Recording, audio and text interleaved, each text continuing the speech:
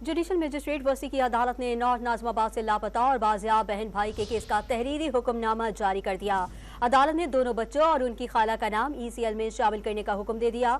Peoples party رہنما عاصم حسین نے بچوں کے تعلیمی اخراجات اٹھانے کا اعلان کر دیا۔ کراچی میں ایان اور انابیہ کے مبینہ اغوا کیس کی سماعت ہوئی۔